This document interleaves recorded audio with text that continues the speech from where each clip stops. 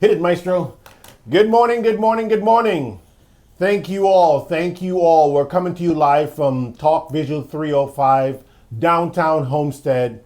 We wanted to say, please like and subscribe. We need to continue our progress, guys. Please like and subscribe. Please refer. Please share it. We want to make sure that the message is being, transported out there. So, without further ado, I got my right hand, Mr. Chicka Chicka Hoo, yo! Yes, sir. Yes, sir. Good morning. Very, very special guest we've got with us today. A friend of ours. He's been involved in just about every civic organization you can think of in the city of Homestead. This gentleman is from Omaha, Nebraska. He graduated from Nebraska University. The University of Nebraska. Corn? He's got 20 years. 20 years in the IT industry. This gentleman has helped Fortune 500 companies like Wells Fargo, Union Pacific, and there's a few more that he's going to talk about today. Please help me give a warm welcome to Mr. Ken Ross! Well. Good morning, good morning. Good morning. Good morning, and thank you very much for extending this invitation. You've had a lot of really great guests on this show, and I'm honored to be on. So we wanted to first say thank you for coming on. We want to say thank you for that. We always like to bring on our faves and tell them, listen, we wanted to thank you for the things you have done. Yeah. Thank you for the things you continue to do. And thank you for the things you will continue to do in the future. So we want to give you your digital flowers and say, listen, we see you, we hear you, and we welcome you, sir. Welcome to our podcast. Okay, thank you. Yeah, no, I do pride myself with being pretty humble. I don't know. You said I'm from Omaha, Nebraska. Omaha, Nebraska is a pretty humble town. Yeah. It's right. the home of Warren Buffett. Yeah. What? So the Oracle. That's it. The home of the Oracle. You don't hear Warren talk a whole lot, but when he does, you listen, right? That's right. That's pretty much how I am. Well said, man. So give us a little insight, man, to who is Mr. Ken Ross Jr. Yes, Ken Ross. Yes, Jr. Yes, Ken Ross Jr. As the name implies, is my dad's name, and part of the thing I know. Part of the questions that you usually ask people is, how'd you get to Homestead? Right. Well, one of the reasons I'm in Homestead is I'm a family guy. Right. Born and raised in Omaha, Nebraska. I spent a lot of time with my family. We did a lot of things. I went through a lot of adversity, though. Right. So part of my story, and I don't know how much of my story I've told either one of you, but part of my story is I've lost about a dozen people in 7 years. Whoa. Including my father, right. my mother, a wife and 2 kids, several uncles and cousins. Right.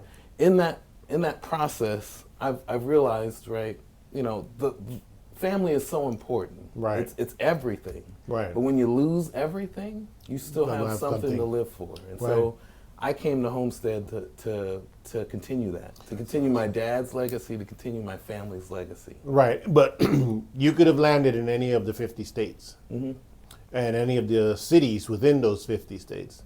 But you landed in Homestead. Yes. What was there a connection to Homestead previously? Somebody in the past brought you here and says, "Hey, let's visit the Keys or let's visit down here." Because you could have been in North Florida, you could have been in New York. I mean, you could have been anywhere. That's a great question. The answer is no. No. But, I truly I believe, like we came and visited Homestead. After I lost my wife, I got remarried. We came and visited Homestead, and God really told me, Homestead. this is where you need to be. That's right, man. And so it's the chosen place. But it's been a great journey so far. I've met great people like yourself. Thank you. Julio, so give us a little more in depth about Ken. You're a family man. You're now Homesteadian. You've been here for quite some time. We love you. We see you've been a part of a lot of organizations here locally. Your business is now here.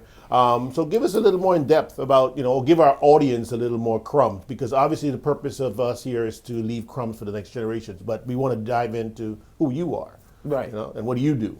Right. So, as Julio said, I've been in IT and cybersecurity since I graduated from college in 2004. Okay. So it's quite a long history there. My primary focus is cybersecurity. Okay. Right. So my primary, I say I'm like Deion Sanders. My primary job is cybersecurity and IT. Yeah. But I am really a servant leader at heart. I love to serve people. I love to help the community. Well said. So the other aspect of me is is getting out and doing things for people. And we're all Rotarians, so we do some of that work too. But I've also volunteered my time for the Chamber of Commerce, which if you know anything about the history of this building, this used to be the chamber office. During my tenure as chairman, we were in this building. We actually moved from this building to the next building. So it's a great history we have here at Homestead, and I want to help continue that history, and I also want to grow the city to. So why fiber? Why did you choose fiber? You could have chose any when you went off to college. What made you choose IT? IT fiber. Yeah, I mean, computer science. I'm thinking fiber. You said. Yeah, you're a fiber guy. Right. I get it. I studied you in college. That's right. No worries. Why cybersecurity? I'm a detail-oriented person. Okay. I actually wanted to be a physician. Okay. But I failed biology. I Biology. wasn't very good at it. Couldn't remember all the complex words. That's right. So I said, I'll stick to something a little more simple, like ones and zeros. So, right. Okay. That's kind of what happened. Is I wanted to really explore my passions, and myself and my twin brother actually. I have a twin brother. He doesn't look like me, so you won't find him. You won't find him looking like you can't Google him up, right? But he's also in cybersecurity, okay. and you can Google him. He actually is a board game designer, believe it or not. Ah, okay. He's probably more of an internet celebrity than I am. Okay. I tell him this all the time. So, we both are in IT. Okay. And I feel like I'm a unicorn in right. I know you said the term. You feel like you're a unicorn. What made you feel that way? Well, if you know anything about cybersecurity, computer science and programming, 95% Caucasian. Right. Okay. Right? So coming into a space where you don't look like your peers, but you want to be respected by your peers. It's very important to do that. And I actually had some really great mentors in Nebraska. One of the things that Omaha, Nebraska really prides itself in doing is honoring people that are willing to do the hard work. Well said. Regardless of color, regardless of all those things. So Omaha, Nebraska. Yeah. It's cold there. It's cold there. Not right now, but yeah, it can. What are they known for in Omaha? In Omaha, the College World Series. And Warren Buffett. Warren Buffett is the biggest part of it, yes.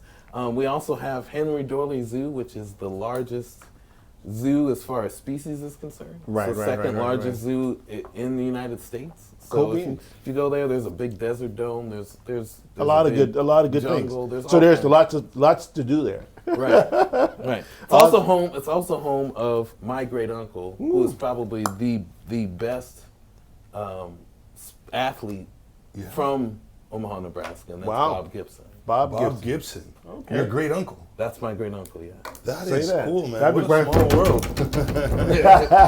So I come from those states. If anybody knows anything about him, Google him. Yes, go ahead, Google him. He's like a Jackie Robinson of the day. Like Jackie Robinson started it, but my uncle was part of that whole thing too. And he really paved the way for a lot of people to enter that sport. That's awesome, man. I mean, then shifting into your career, right? You're in IT and cybersecurity, and that's a space right now where a lot is going on right now.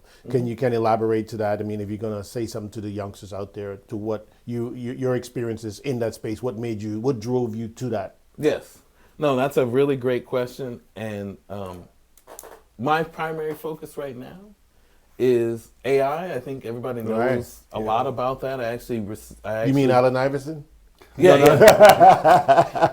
That's for us. Right. That's what AI is for us. But AI is artificial intelligence. Right. And I actually did a talk on artificial intelligence to the Rotarians about it. But there's a long history with AI, but the prevalence of AI now is even greater. So I've taken it upon myself to get 9 applied skills certificates from Microsoft to understand more about the ways AI is being used and how you can leverage it correctly, but what AI isn't. What AI isn't is a solution to everyone's problem. And I think for a lot of folks, that's what they see it as, and they're getting really nervous about, hey, this is what people think.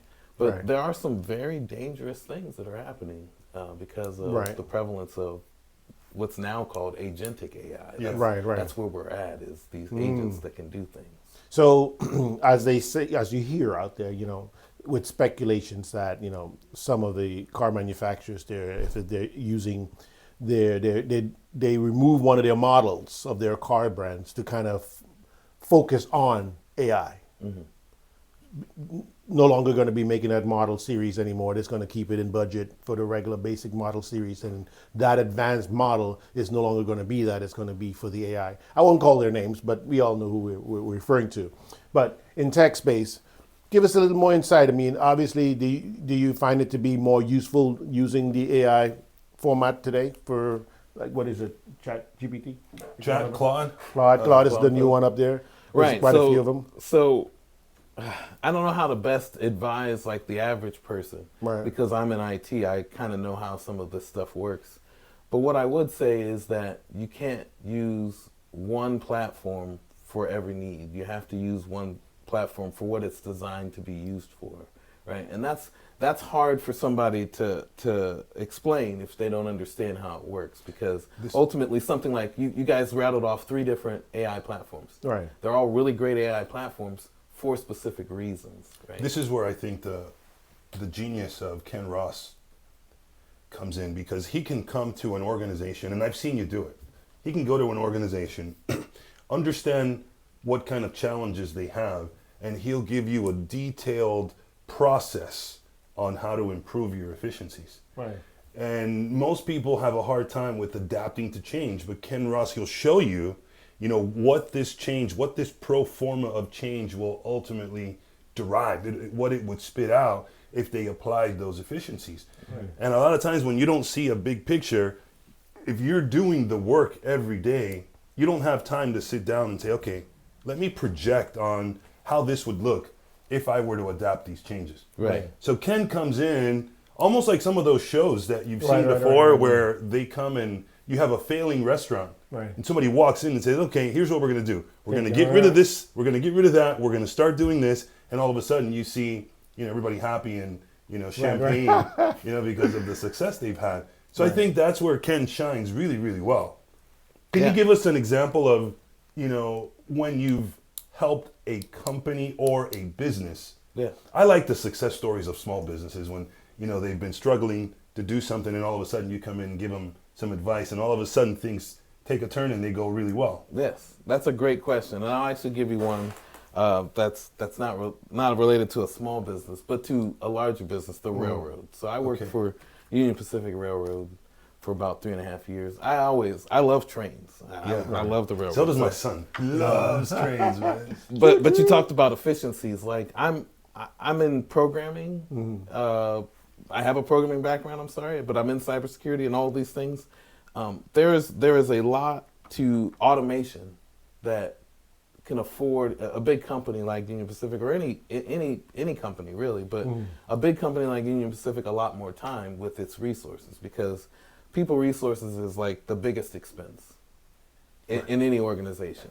And at UP, it actually fought with another category, which is diesel fuel, which is crazy. But I worked for an area that really wanted to optimize that part of the business, right? The fuel portion. The problem they were facing, though, was their deployment processes took all day. Right? Okay, it's like it's just code and machines, right? So I had to work with the resources and take an 8-hour process down to 15 minutes. Wow. Whoa. And so when you start talking about efficiencies, right? If you can trim that much off of a process, and you're able to say, hey, well, within 8 hours, I could do 100 deployments now instead of just one. Right. Or 100 is an exaggeration, but I can do a lot more deployments in that 8-hour span than I could, before. That's a big savings to people. That's something I really want to be about, because ultimately, not only is that safer because you've automated certain parts of it,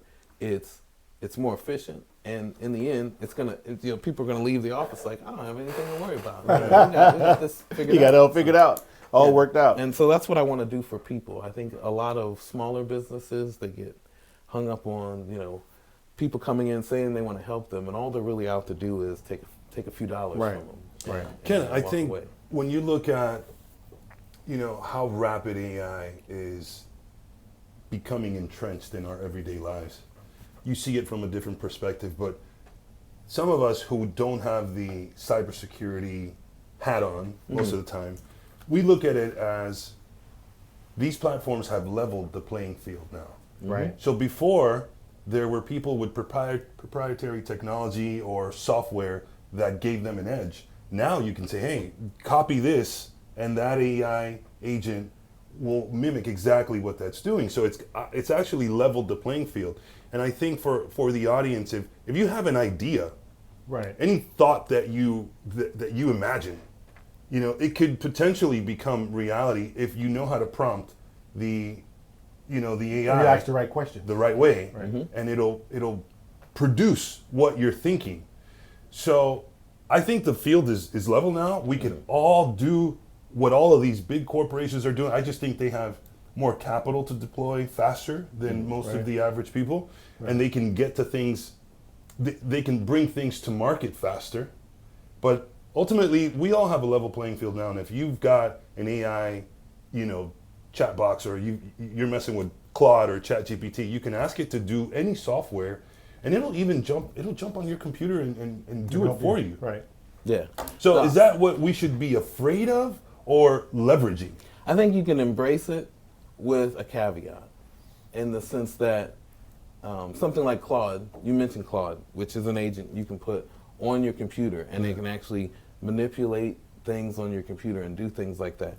You have to come from a stance of, this is a tool, it's a resource for me. It's like any other program, like Microsoft Word, but I need to be more cautious about what I tell it to do, because it has more power than pretty much any other program on your computer next to yourself, but it can also do it a lot quicker and more efficiently than you. So understanding that you're dealing with something that's far more powerful than anything else puts you in this place where you have to definitely be aware of some of the dangers out there. And I actually brought one. I wanted to kind of explain just a little bit. Yes, by all means, go ahead. One of the dangers of AI, and that's, they have, in ChatGPT, they have the ability to be more social and share things with people. Like, you can share a prompt with people. And one of the prevalent things we're finding out in cybersecurity is that hackers are exploiting that. They're using the shareability of AI and the trust of AI to get you to do things that you shouldn't do. You've heard of phishing emails and things like that. Well, they have phishing campaigns in AI right now. And they will use the trusted platform of, let's say, ChatGPT. You'll go to the website. It looks like ChatGPT is giving you this, but it's really a hacker wanting you to do something. And so one of the real dangers has been this prevalence of So AI. how do you know doing when this. it's real or fake? That's the real question, right? So what I would caution people to do is to be aware that exists, right? But don't just abandon your common sense, right? Maintain your security controls, keep your computer updated, virus, antivirus, those types of things. But also don't just trust what AI is telling you, right? Vet it through your own head. Stop for a second and say, hey, I'm not going to just copy and paste this, or I'm not going to just go out. And in the particular case that I studied, they were putting up an outage notification. Looked like it was coming from ChatGPT, and said, hey, download the application. We're experiencing a lot of outages. So go ahead and just download the application on your computer. And the minute you did that, you gave hackers access to your computer, to all your files, to different things. And it's under this trusted idea that this is ChatGPT, it's Google. Like, what's wrong? So it should you, what virus protection should be a filtered or a layer? What security roadblock should be there? Yeah, you can think to yourself, well, the machine is running. It seemed to be optimizing well. Where is that line that you feel that, okay, no, I'm not downloading that because I know I have some type of spyware or blah, blah, blah in the background, or whatever it may be, protecting me in case of. If that didn't go off, then do I leave it alone, or I have to wait for a trigger point? No, because in this particular instance, and this is why this is so dangerous, these hackers were crafty enough to understand, hey, how do we bypass those controls? Because once we've gotten your trust, through something as powerful as AI. The power of AI has given people the ability to think, oh, I can trust this because I get an answer that's close to reality, right? And it's based upon all this data that I couldn't have found myself. You just can't abandon the common sense of, hey, this thing is telling me to go to this page and do this thing. I have to be very cautious. Like, I can follow instructions that AI gives me. But use your smarts. But please just stop for a second and say, is this really what this is doing, right? And that's why I think I caution people with, they're trying to level the playing field with AI and things like Claude. But if you're asking Claude to write you a bunch of code, you still need someone technical to look at that and say, is this really doing everything that it's saying it's doing? And how's that? Where's the checks and balances? You need a professional to look to audit that stuff, to look over. I also noticed that we become very vulnerable because when you're trying to create an automation of any process that you really don't like to do during the day, right? I think we're just becoming lazy. That's really what it is. Right? No, you want to. No, let's look at it practically. I don't want to do this shit. if we're looking at it practically, and we want to do things that are tedious, and we can get this, the computer to do these automations.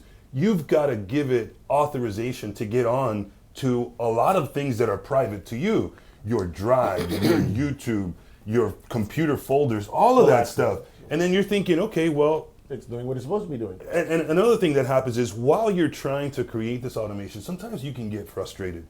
And then you can enhance or you can grant more authority to the chat box.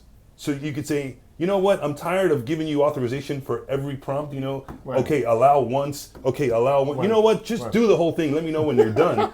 And you're basically opening the door to everything on your computer. And you know how everything on our computer links to everything else in our home, in our world. So I think that's where Ken is saying it. You got to have some checks and balances somewhere. Well, it's a scary moment in time, right? It's a great moment, but a very scary one because now here we are. The old-fashioned way of doing something is to handwrite it. You don't handwrite it; it takes too long. Sending an email takes too long. Composing it, thinking about what to say, you can just ask the chat, "Hey, write me an email," and it will write an email in seconds. Before you would take a pen and paper and write it out and decide to crumple up and throw it away, and the old-fashioned thought process is going away. So is it designed to just keep you stupid? No. So do you remember when you remember when the internet first came out? Yeah. Right. Everybody said these same things. World Wide Web. And when the prevalence of search engines came out, right? Before Google was Google, right? There was Yahoo, there was Geo, there was all these places. And what were people doing? They were saying, "Oh, this is going to dumb down society, right? We don't have to look. We don't need encyclopedias anymore, right? Well, that's true, but we still have common sense enough to go to the internet, do a search, and be like, I don't know if all this is really true, right? That's where we're at. That's where the common sense. We're in the infancy stages of AI because AI is doing the same thing that the internet did when it first started, which is people are feeling it out.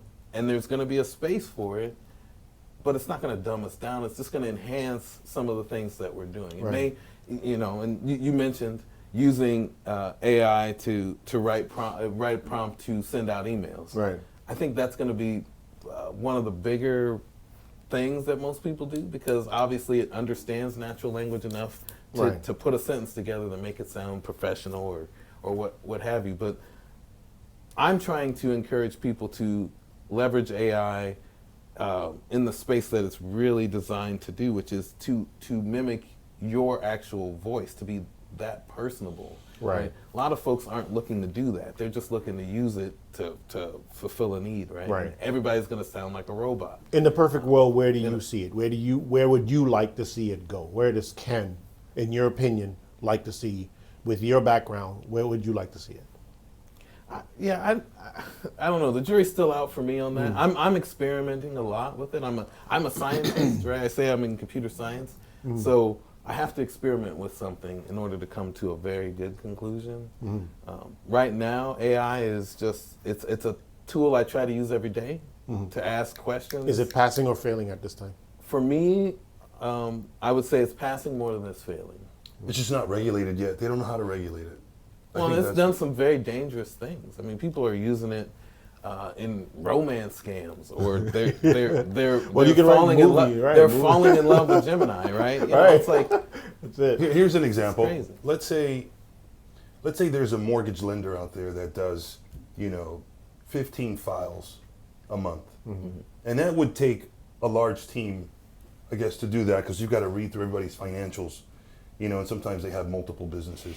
So imagine now you upload all of that. Yeah, that mortgage lender is just uploading everything to ChatGPT or Claude or anything, and it's got all of your personal information on there: your Social Security, your house, your sons, your kids, all of them Social Security. So that part gets very scary, right? Because it's making that person's job so much easier, because it's just going to spit out, okay, this person's qualified, this person's not qualified, because you can give it the skills on where you want it to, to analyze if the person makes sufficient income.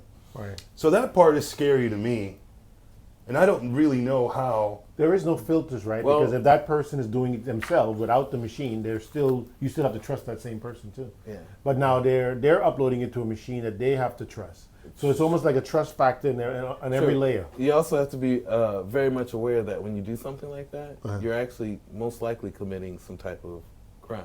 Right. Because you're sharing someone's private information in a potentially a public space. Yeah. You have an agreement with Google or with Microsoft or whoever, right, to be able to upload that information. But that information is used in their algorithm. Right. Everybody talks about the algorithm. AI, these chatbots have algorithms. Right. Right. And it requires data. The reason it's free now is because I don't have enough data.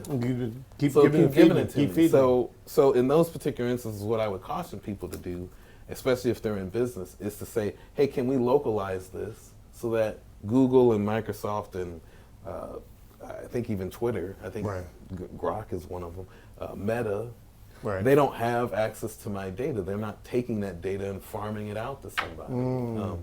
And so I've started experimenting with that. I actually have local copies of large language models that I can use locally that no one else can look at. Oh, that's interesting. And that's something I think a lot of people are unaware of, and I think for a business owner or for anybody, that would be something to explore because now you have more control. So you give it skills, you teach the AI what you want it to know, but it's localized on your machine. Right. And it doesn't go up into the cloud. Never hits the cloud.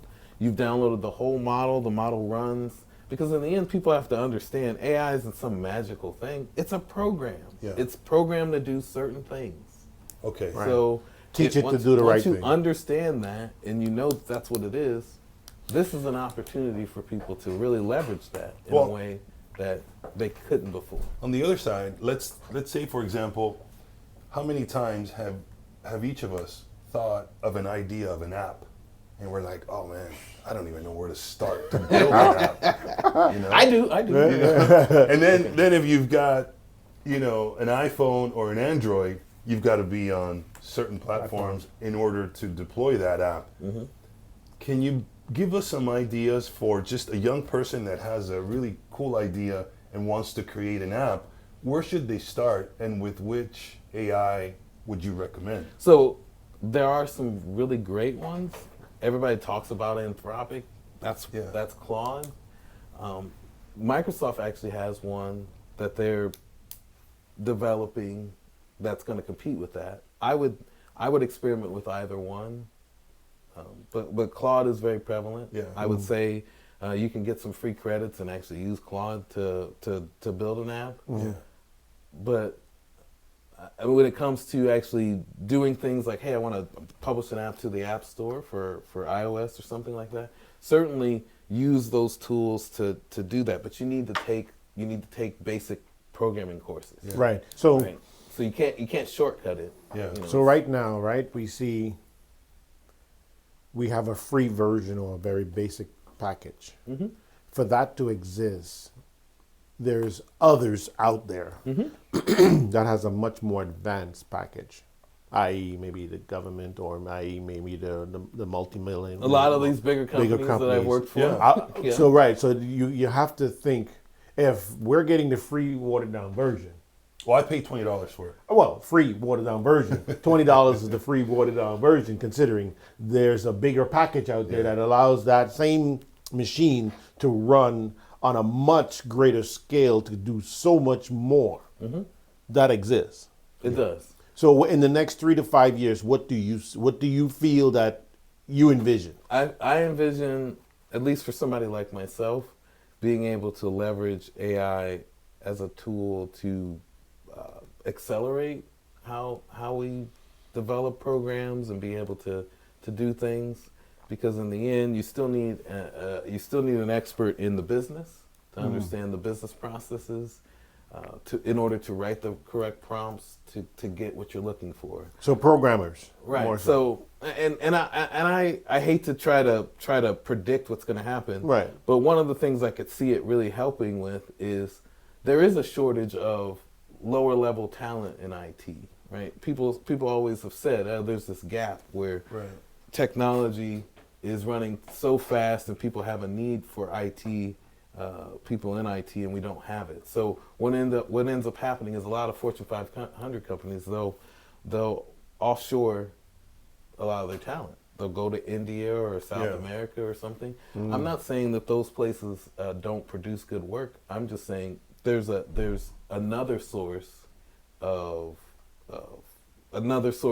resource that you could do if you had people who were technically trained to leverage those things. And I've seen it actually happen. One of my best friends actually works for an organization, and they've reproduced a complete program that they were using in their business, and they're gonna monetize that and bring it to other businesses who need that. It's a tool that everyone uses in this field in their industry, and I hate to get into particulars about it, but they recreated the whole thing using Claude.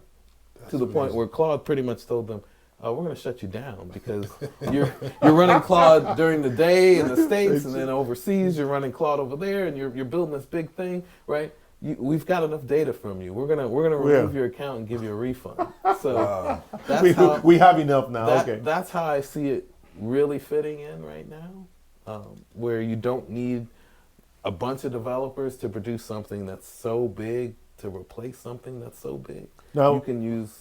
Now, from the job sites, the companies that always get scared because they feel that all the resources now is becoming AI generated versus why do I need a larger workforce? Do you feel that the human element is going to be removed? Why does a real estate office need so many agents? You can just have a virtual setup where you can have a virtual scan of a house and so forth. You can show the house, and what do you need the agents to do when you can simply? So do you like talking to AI customer support? Some of them are really cool now.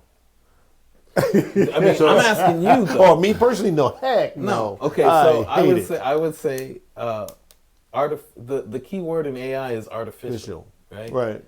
We're gonna know it's artificial. Right. People are. They're going to be telltale. They can't get that emotion right. Yeah, it's just not going to.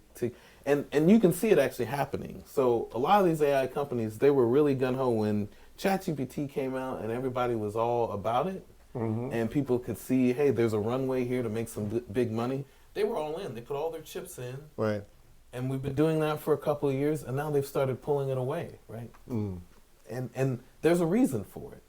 The reason is it's not only has it, been dangerous in some aspects, but it's not working.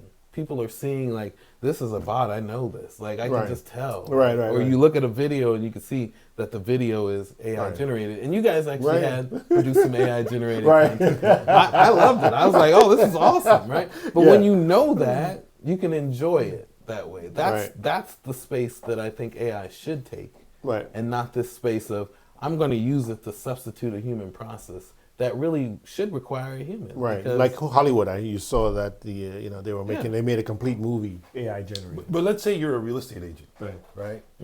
You sure you want to explore that idea? No. He's trying to figure out how he answers his business. I get it. This is a free consult today.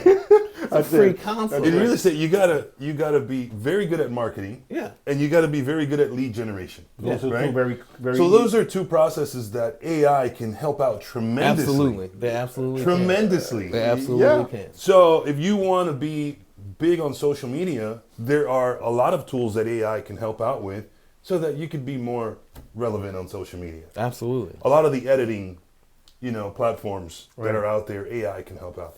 And then when you want to lead generate too, you can find a lot of information out there how to use AI to help, bring in more customers. Right. Yeah. And marketing and lead generation will eventually lead to more contracts You know what? and more customers. One of the cool ways I've used it was we took a trip and I asked it to give me a day-to-day daily plan from A to Z. Each day, places to go, things to do, places to visit, and it spit it out in seconds. Yeah. And if you want healthy or whatever it is, if you want to go sightseeing, it spit out about 22 different things of wherever I was thinking of. And in an instant. So it was pretty cool that we actually went to those places and enjoyed them because they were highly ranked. They were based on the suggestions. the suggestions that was there. And it was in Orlando. We went to a lot of fancy places I would have never thought to go to. Right. And that's that's the best part of it. That's the enhancement that AI does for something like search, Right. Because people go to Google now, and Google's top result isn't, Right. hey, go to this website. It's AI generated Right. from Right. Or it's paid. It's paid generated because you From can Gemini. pay to be to the top of the right. list. And so that's where I think Right. the battlefield has changed some. And if you're not aware of that, then you're going to get lost. Right. Right. You're going to type something in, and AI isn't going to respond with, hey, go to Julio and, Right. and list your Right. house. Right? Right. You have to be aware of it. So in certain spaces, you're going to have to up your game.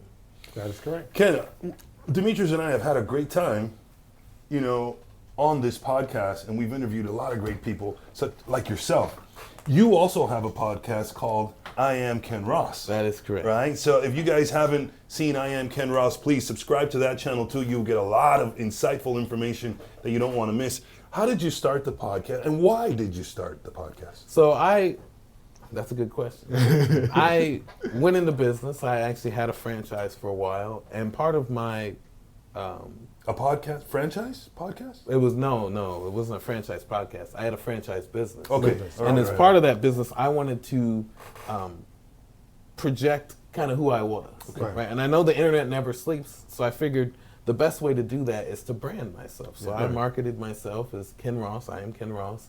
And what I wanted to do was produce content to show people, hey, you can trust someone like myself because, hey, everything that I'm saying, you can go watch. Yeah. You can see some of that. So the person I worked with, he helped me create a studio. I've documented a lot of that. I also wanted to explore certain aspects of social media and content generation. So I want to help people in technology as well. So I have a tech tips series on my Okay. channel. I have interviews with people on my channel, and I have different aspects of business that Yeah. people should really look at. If you own a business, go to my channel and watch some of my shorter videos. And I try to pride myself with not giving out too much information, Right. but enough information to kind of, hey, Pique the I never thought curiosity, about right. that. And then let me explore some other channels or Yeah. explore some other things because there's a lot of content creators out there that want to be everything for everybody. I'm kind of a jack of all trades, master of none type of person right now. And the internet has afforded me the opportunity to explore many different spaces. So that's what my channel is about. It's an exploration of that Right. under the space of, hey, I'm a consultant who wants to help. I think you're a good dude, and you got value to add any company. Man. Well, Hey, that's it. the company I work for has given me quite a platform of sorts to be the person that I am, and they value that, and that's what I'm looking for, Right, to be right. honest. And I think I'm very much the kind of person. If I could do it all over again, I would do it the same. Right. But what I want to do is be a better version of myself every day. So at some point, what I want to be able to do is just go out and help other businesses. Right. And just be that person. Like, hey, come in and let me tell you about some things, and then you give me something that I can take away from that to Right. chew on. So people that may think of being an entrepreneur and doing it on their own versus working for a company, have you had challenges throughout your career where you thought, let me just do this for myself and never work for a company? Yes. Versus working for a company. Yes. Can you give us the pros and cons? Working for a company, there is a lot of security in the sense that I'm a pretty loyal person. Yeah. I want to see that company succeed. If I'm part of that team, I'm gonna push the team narrative. Yeah. Bigger companies, there's a lot more stability because you're on salary or you're making an hourly wage. You don't have to worry about the ebbs and flows of the business, right? Especially with bigger companies like Fortune 500 companies, they have a stock price and shareholders to deal with. Yeah. I would never want to be in that space. Okay. But that's the advantage of a larger company. You also get, corporate benefits and things like that, but you're also still tied to the whim of that. As a business owner, you have the ability to kind of really pick and choose your adventure. Okay. And invest in the things that really matter to you personally. And that's I think the biggest advantage. That's the thing that I wake up every day thinking, I really want to be about that. Right. I really want to help people. I don't want to just help some company that has good values. I want to help myself because I have good values, and I want to see the impact directly related to the things that I've done. So I've done some of that in this space, but I'll continue to explore what it looks like. I actually am a vice president for a nonprofit called the Hope for Tomorrow Foundation that deals with mental health. And so I told you a little bit about my story, but I feel like that is one of the biggest avenues I have, is that if I could become a community advocate, I could still do all of the other things associated with helping people in business. I could still explore IT and cybersecurity, but I would be able to help people mentally with struggles. So that's what drives you.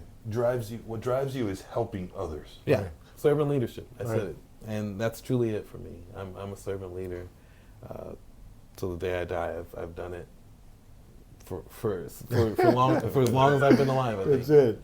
And that is fun for you, right? I mean, Yeah, obviously it's just you wake up and you say, you know what, if I'm going to leave a crumb for the next generation, these are the crumbs I'm leaving for the next generation. So anybody that's watching, tune into his channel. Also, Talk Visual 305, guys. We really could use your support as we do. Oh yeah, and I'm definitely gonna be helping with that. Help us grow our platform too. I love this, especially if you love the content. We always try to keep it clean. We don't simply go left, right. We stay on the middle of our crumb, and it's important for the next generation out there, because if we don't do it, who's going to do it? Yeah. Everyone there to become successful, they keep their crumbs to themselves, and they don't share. But then they got it from someone, but they don't want to share how they got it, to kind of leave the next generation better than you meet it. All right? And that's what our goal is right now. How can we leave it better than we meet it? We're a part of organizations that's simply just doing, not just talking about it, because I don't have enough time. I say you make the time for the things you want to do. Yes.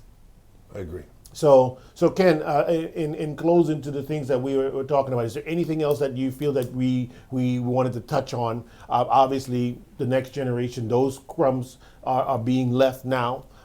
Is there anything you wanted to share with our audience to say, hey, this is what's going on, this is my bubble, what you got going on? I think for me, the biggest encouragement I can give anyone watching or the younger generation, and I try to do this even with my kids, is we need to be about taking more risks.